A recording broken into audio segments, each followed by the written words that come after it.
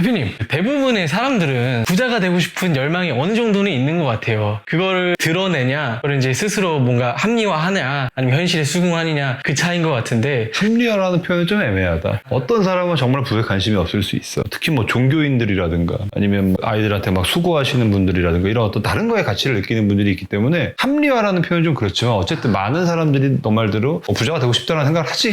그래서 오늘 주제는 약간 다소 유치할 수 있지만 부자가 되기 위해선 어떤 것부터 끊어야 될까라는 주제입니다. 그럼 내가 이제 부자가 돼보면 얘기를 해줄게. 주제가 이상하네 지금 자꾸. 글쎄, 이게 너무 어려운데. 내가 진짜 일단 부자가 아니기 때문에 이게 부자의 기준이라는 게 조금 모호하긴 하다만 난 내가 생각할 때 부자는 아니거든. 일반적인 평균 에버리지보다는 내가 조금 더 여유가 있겠지만 뭐 그렇다고 내가 되게 부자는 아닌 것 같아. 근데 주변에 부자들이 많으실 수도 있다라는 생각이 있어가지고 주변에 너무 부자가 많아. 어마어마해 부자들. 너무 많아. 그래가지고 주변에서 보고 느끼는 것들이 좀 많을 것 같아서 저도 궁금하더라고요. 어떤 것들을 많이 끊어야 될까, 부자가 되기 위해서는. 글쎄, 이건 뭐 원론적인 얘기를 좀 해줘야 되겠다. 내가 이거는 경험치에 의한 얘기를 한다 그러면 내가 뭐 거짓말이고, 난 진심으로 생각해. 내가 뭐 어마어마한 부자가 아니기 때문에 이게 제가 겪어보니 이렇습니다라고 얘기하는 건 너무 위선이고, 그냥 뭐 원론적인 얘기들을 해보면 맞을 것 같은데, 야망이 크다 보면은 그에 대한 상실감도 좀 큰 것 같아. 그러니까 내가 목표가 되게 높지 않으면 상실감도 사실 그렇게 높지 않거든. 근데 내가 이상은 저기 있는데 내 현실은 이러면 내가 거기에서 좀 상대적인 괴로움을 느끼고 거기서 좀 내가 이제 불행함을 느끼고 하는 것 같은데, 그러니까 그런 면에서 우리가 이제 내가 부자가 될 거라는 마음이 강하다 보면 자칫 이제 부자인 척을 좀 할 수 있는 것 같아. 근데 그게 되게 하면 안 되는 행동 중에 하나가 아닌가 싶어. 이런 게 좀 있지. 예를 들어 내가 부자의 마음으로 행동해야지, 내가 부자가 되려면 해야 되는 행동을 해야지라는 어떤 행동들은 반드시 해야 되겠지만, 뭔가 내가 겉으로 보여지는 어떤 작은 장신구라든지 차라든지 혹은 내가 어떤 보여지는 뭐 외모라든지 이런 것들로 좀 부를 뽐내려고 하는 거는 내가 진짜 본질이 두껍지 않다면 오히려 가는 길을 멀게 만드는 것 같더라고. 그런 생각은 들 것 같아요. 부자가 되기 위해서니까 이것도 어느 정도 자기만의 합리화로 해야 되나니까 이런 행색을 갖추는 게 당연하다라고. 그러니까 그게 참 어려운 것 같아. 근데 이게 또 그것도 맞는 말인 게, 꼭 그렇다고 그러면 부자가 될 때까지 되게 거지같이 살아야 되나요? 라고 물어보면 그것도 정답은 아니거든. 그러니까 사람은 그 밸런스를 좀 맞추는 게 중요한 것 같더라고. 그러니까 내가 되게 좋아하는 형이 맨날 나한테 하는 얘기가 있어. 사람은 어느 정도 삼박자가 좀 맞아야지 덜 피곤하다는 거야. 예를 들어 사는 집과 타는 차와 하는 업무와 가진 자산과 소비가 어느 정도 이렇게 좀 박자가 맞아야 사람들이 좀 덜 피곤해. 덜 피곤하다는 건 어떤 뜻이죠? 예를 들면 강남에 건물이 막 몇 채씩 있는데 맨날 버스를 타, 이 형이. 그럼 내가 얼마나 불편해. 야, 너도 버스 타야 돼. 대중교통을 타야지. 기름 한 방울 안 나는 나라에서 막 이래. 불편하잖아 우리가. 어느 정도 갭을 맞출 필요가 좀 있다는 거지. 마찬가지로 너무 지금 가진 게 그렇게 많지 않는데 맞추기 위해 가지고 막 소비를 크게 해. 그러다 보면 이게 본인한테 되게 불편함을 줄 수가 있다는 거지 이제. 그래서 어느 정도 이 삼박자는 좀 맞추면서 가는 게 좋은 것 같아. 근데 참 사람이 아이러니한 게, 많은 사람들이 물론 안 그런 사람도 있지만 부를 이룰 때까지는 좀 오히려 부자의 행색을 하려고 노력을 하는 것 같고, 어느 선이 딱 넘어가면 성향에 따라서 비율적으로 그래도 이 보여지는 부를 없애는 사람들이 좀 많아지는 것 같아. 물론 뭐 요즘은 그렇지 않은 사람도 있지. 비율이라고 해서 표현을 쓴 거야. 절대적으로 다 모든 사람들이 돈을 많이 벌면 갑자기 되게 검소해져 이러면은 전제가 맞지 않지만, 꽤 많은 비율이 돈을 많이 벌면 갑자기 어느 순간부터 이제 보여지는 것들에서 좀 미련을 버리는 것 같더라고. 더 겸손해져서 그런가 그거는. 나 같은 경우도 그래. 내가 뭐 지금 되게 큰 부를 이루진 않았지만 어쨌든 내가 뭐 먹고 살 만큼의 수익을 벌고 있잖아. 그러다 보니까 내가 만나는 이 층들이 좀 더 좋은 사람들이 오고 자산가들이 나타나고 하다 보니까 지금은 이제 세상에 이렇게 강자가 많구나 이런 건 이제 많이 느끼거든. 세상에 진짜 돈 많은 사람이 많은 건 당연하고 이렇게 숨은 강자들이 많구나 이런 걸 많이 느낀단 말이지. 그래서 내가 나 자신을 다시 한번 재조명해보니까 내가 좀 이제 와이프가 뒤에 타는 정도의 삶을 사는 거는 조금 뭔가 오바 같은 생각이 좀 들어. 이 차를 이제 슬슬 봉고차로 바꿀 때가 된 것 같다 이런 생각이 좀 들고. 차가 좀 화려하잖아 좀. 이런 화려함이 내가 좀 싫어지더라고 이제. 막 눈에 띄고 막 화려하고 이런 것들이. 근데 뭐 그건 내 성향이겠지만 내가 이제 그런 거에 거부감을 느끼게 되고 그렇게 좀 변하는 것 같더라고. 근데 대부분 그런 비율이 좀 높다. 그리고 하나 더 붙이자면은 자기의심을 좀 끊을 필요가 있는 것 같아. 이게 좀 그 환경에 대한 요인인데, 내가 자라난 유학이나 청소년기나 혹은 내가 뭐 대학교 아니면 성인이 돼서 어떤 내가 그 뭔가를 성취해본 경험이 좀 적은 사람들은 자기에 대한 좀 의심이 있어. 그래서 이게 사실 우리가 그렇거든. 우리도 지금 뭐 사업을 하고 많은 임직원분들과 같이 함께 하잖아. 그러면서 내가 앞에서는 되게 당당하고 죽을 때까지 회사가 돌아갈 것처럼 내가 생각하는 것처럼 보여지게 하고, 또 내가 시스템을 계속 잡고 하지만 항상 우리가 가슴 한켠에는 뭔가 이게 내가 맞나? 이런 생각을 한단 말이야. 어제도 내가 그 거래처 대표인 우리 후배랑 이제 내가 저녁에 밥을 먹으면서 얘기를 좀 나눴는데, 나는 좀 덜하는 고민을 이 친구가 좀 하고 있더라고. 뭐냐면 이 친구가 친구가 이제 회사가 좀 커진 거야. 네. 이 친구도 매출이 한 500억대가 넘어갔어. 이제 500억이 넘으면 외감이라고 하거든. 우리도 이제 외감법인이 됐고 그 정도가 되니까 이 친구가 이제 사실 단독주주기 때문에 이런 우리 같은 회사들은 이익률을 낮추고 내가 그걸 현금화를 할 수 있는 방법들이 무수히 많아. 하려고 하면 사실 세무적인 문제 없이 얼마든지 할 수가 있긴 해. 그리고 실제로 많은 단독주주들이 이런 것들을 하고 있고 근데 이 친구가 이걸 고민을 하는 거예요. 여기서 내가 이거를 세금을 그대로 다 신고하고 다 내고 이렇게 하는 것이 자기 생각에 맞는 것 같은데 그 옆에 되게 이런 된 말로 이제 절세 아닌 약간 탈세를 되게 잘하는 사람이 한 명 있는 거야. 그러니까 그 친구를 보면 맨날 이제 상대적 박탈감이 드는 거지. 저 친구 맨날 저렇게 해가지고 이것도 사고 저것도 사고 땅도 많이 사고 하는데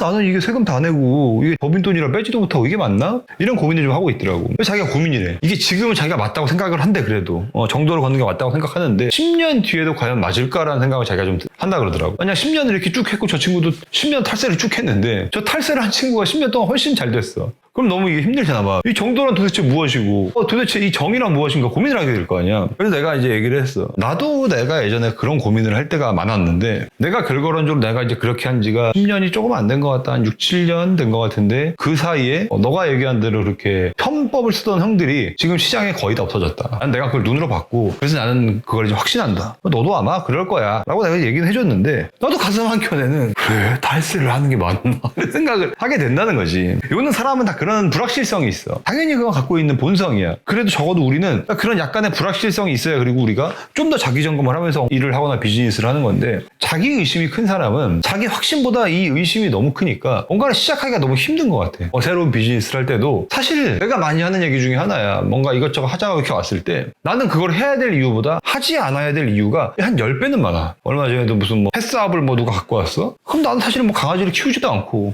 우리 회사라는 강아지랑 천지 쓸모가 없어. 그럼에도 불구하고 내가 이거를 자꾸 들어보고 하는 이유는 그 중에 뭔가 할 만하다. 이건 사업성이 있다는 것들이 가끔 눈에 보일 때가 있기 때문이거든. 근데 그들은 이제 이게 정부니까 계속 이게 필요함을 어필을 하지. 그때 내가 많이 하는 얘기 중에 하나야. 저희는 이거를 안 해야 되는 이유가 훨씬 많다. 반드시 해야 되는 이유를 얘기를 해줘야 우리가 같이 하는 거지. 그렇지 않고 그냥 막연하게 이게 좋다 이렇게 하면 우리가 좀 하기 힘들다 뭐 이런 얘기를 하는데 어쨌든 간에 해야겠다라는 비즈니스가 딱 잡혔어. 그러면 그때는 뭔가 잘 될 거라는 확신과 안 되면 어떡하지라는 그 불안감이 공존할 거 아니냐. 우리 같은 경우는 잘 될 건 확신이 한 80% 이상 되는 것 같아. 아니면 거의 90%는 되는 것 같아. 그래야 이걸 그나마 하는 도중에 계속 역경이 생긴단 말이지. 내가 이걸 왜 시작했지?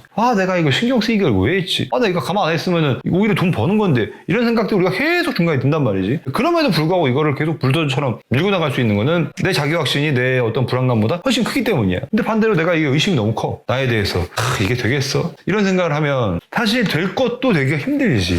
그러다 보면 사실 성공할 기회를 아예 갖지 못하는 것 같고. 그러니까 자기 의심이 많은 사람은 사실 그런 소위 말하는 부자가 될 수 있는 기회조차 주어지지 않는 것 같아. 자기 선에서 딱 막아버리니까 다. 그치. 뭔가를 계속 시도하지 않는 이상 복권도 내가 돈 주고 사야지. 당첨이 물론 안 되겠지만 당첨이 될 가능성이나 보는 거 아니야 우리가. 하물며 사업은 복권보다는 확률이 높아. 그럼 이것도 내가 뭔가 사업이든 아니면 내가 직장인인데 내가 임원 달 거야. 그럼 어떤 친구들은 그래도 입사 때부터 나는 임원을 달 거야 라고 일을 하는 친구들이 있고 내 주변에도 보면 어떤 친구들은 임원이야 경쟁률이 얼마나 높은데 그건 못하는 거야. 적당히 하다가 난 잘 해가지고 뭐 이렇게 퇴직할 거야 이런 친구들이 있어. 물론 임원을 달겠다는 친구가 무조건 임원을 달지는 않겠지. 이 부정적인 친구 말대로 경쟁률이 너무 세니까. 하지만 이 친구는 그러니까 임원이 될 수도 있고 안 될 수도 있어. 어떤 면에서 보면 안 될 가능성이 좀 더 높겠지. 하지만 여기서 분명한 거는 임원은 뭐하러 달아라고 했던 친구는 임원을 달 확률이 제로라는 거지. 적어도 이 친구는 제로 게임이 아닌데 이 친구는 완전 제로라는 거야. 이런 차이가 좀 있는 것 같아. 자기 의심이 많은 거는 확률을 제로로 만드는 효과가 있어. 그쵸. 뭐 그런 말도 있잖아요. 꿈의 조각이 커야 깨져도 그 조각이 크다. 네. 그런 말이 있구만. 그 다음으로 끊어야 될 거는 이제 좀 무의미한 인간관계는 좀 끊어야 되는 것 같더라고. 점점 사람이 좀 본질적인 업그레이드가 됨에 따라서 만나는 사람들의 교체가 조금씩은 이루어지는 것 같아. 굳이 일부러 얘를 이제 안 만나야지. 이제 이런 사람만 만나야지. 이렇게 하지 않더라도 내가 예를 들어서 뭐 컴퓨터 개발자면 나는 개발자 위주의 사람들을 조금 더 안 나게 될 거고 내가 마케터면 마케팅을 필요로 하는 사람들을 조금 더 안 나게 될 거고 그러다가 내가 뭐 마케터로서 예를 들어 실력이 점점 올라가. 그러면 이제 나의 클라이언트들이 점점점 더 좋은 사람으로 바뀌겠지. 이런 것처럼 내가 본질적인 성장을 하고 있으면 그에 따라 이 만나는 사람들의 카테고리가 바뀌거나 질적인 면이 바뀌는 거는 너무 당연한 얘기야. 과거의 인연들이나 아니면 새로 만나는 인연들 중에 요즘 말로 하면 테이커적인 성향이 너무 강한 사람들이 있어. 우리가 기법까지는 바라지 않아. 서로가 뭔가 물질적인 1대1은 아니더라도 뭔가 마음적인 본질은 좀 서로 오가는 게 있어야 되는데 너무 테이커의 성향이 강한 사람들이 주변에 많으면 힘들더라고. 그리고 더 나아가서 좀 성장을 더디게 만드는 효과가 있어. 어떤 방식으로든. 그래서 그런 인연은 좀 정리를 할 수 있으면 정리를 하는 게 그나마 좀 가까워지는 길이지 않나 싶어. 제가 레벨업 되지 못했던 그동안의 주변 환경이나 거기에 있는 속한 인맥들은 어느 정도 바꿀 필요가 있다는 말씀이신 거죠? 특히나 내가 과도기에 있을 때는 조금 의도적으로 멀리할 필요가 있다고 생각해. 내가 이제 완전히 이 본질에서 한번 번데기를 벗고 나와가지고 환골탈태를 했어. 한 단계를 내가 완전히 올라왔어. 그러면 거기서는 내가 어느 정도 이제 나도 단단하거든. 나도 이제 하방이 막혀있기 때문에 조금 다시 나를 그렇게 좀 땡길 수 있는 사람들을 만나도 내가 좀 버틸 수가 있어. 근데 내가 너무 지금 나도 이제 막 불안정하게 막 오르고 있는 단계에서 나를 좀 잡아당길 수 있는 사람들을 만나면 그러니까 쉽게 말해서 바닥이 아직 단단하지 않기 때문에 같이 다시 내려가는 경우들이 많아. 예를 들어 뭐 내가 흥청망청 놀다가 내가 좀 이제 열심히 살아보려고 내가 마음을 먹고 생활을 좀 바르게 하기로 마음 먹었어. 아침 일찍 일어나고 저녁에 좀 일찍 자고 그다음 뭐 이제 내 루틴을 새로 만들어보고 한 6개월 했어. 그럼 이제 어느 정도 내 습관이 됐단 말이야. 그러니까 내가 좀 이제 마음이 좀 놓일 거 아니야. 근데 요 찰나에 이제 내가 옛날에 같이 흥청망청 하던 친구를 다시 만나. 똑같이 만나가지고 나이트 가고 뭐 클럽 가고 하니까 이게 또 슬슬 재미가 있네.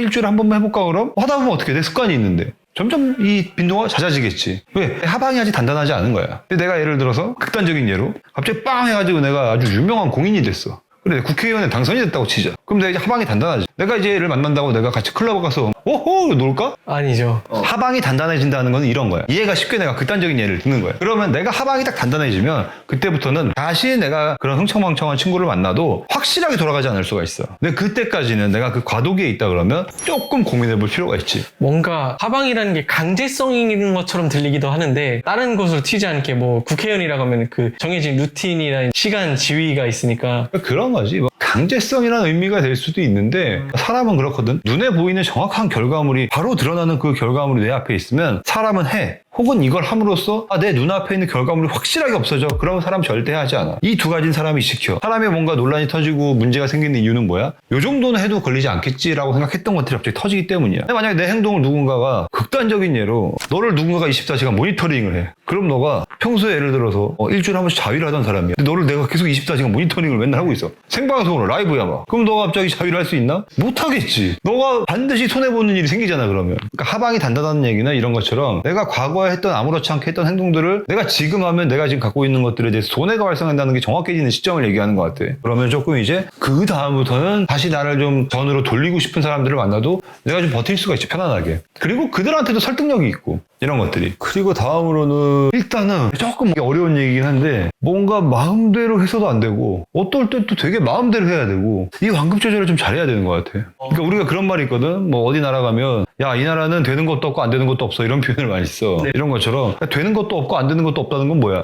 글쎄요. 정답이 없다는 것 같은데. 뭔가 이게 위력으로 해가지고 열심히 하면 안 될 것도 되는 거고 또 어떤 케이스에는 이거 무조건 돼야 되는데 위력으로 하다 보면 될 것도 안 되는 경우들이 생긴다 뭐 이런 말을 우리가 그렇게 하거든. 마찬가지로 부자들도 내 마음이 내키는 건 무조건 해야 돼. 근데 또 어떨 때 내 마음이 내키는 걸 절대 하면 안 돼. 이게 좀 왔다 갔다 하는 것 같아. 예를 들면 당장 욕구적인 거나 우리의 본능적인 어떤 그런 니즈들이 있잖아. 그런 것들을 좀 멀리하는 게 그나마 조금 부자에 가까워지는 길인 것 같고 충동적인 소비라든가 무의미한 시간 소요라든가 뭐 이런 것들 그런 것들은 좀 피하는 게 좋은 것 같고 반면에 또 이건 좀 해야겠는데? 이건 좀 하면 잘 될 것 같은데? 이러는데 뭔가 내 귀찮음으로 인해서 안 한 경우들이 사람이 많이 생기거든? 뭐 예를 들면 간단하게 그런 거지. 내가 어제 좀 새벽에 들어갔어. 잠을 많이 못 잤어. 아침에 이제 내가 골프 연습을 그래도 한 30분이라도 하고 가야겠다. 딱 마음을 먹은 거야. 마음을 먹었으면 이제 해야 되잖아. 아침에 딱 눈을 떴는데 한 4시간 자니까 눈을 떴는데 너무 피곤한 거야. 그런 합리화가 되는 거지. 30분 연습한다고 내가 뭐 달라지나? 그런 거지 이제. 뭐 사실 맞고 굳이 오늘 안 해도 이따 저녁에 또 해도 되잖아. 30분 할 거면. 뭐 한 1시간 정도 저녁에 시간을 많이 내서 하면 되지 않을까? 생각하다가 아니야 너무 합리화가 돼서 내려갔어. 내려갔더니 우리 권 실장이 이제 내 차를 끌고 집에 갔네?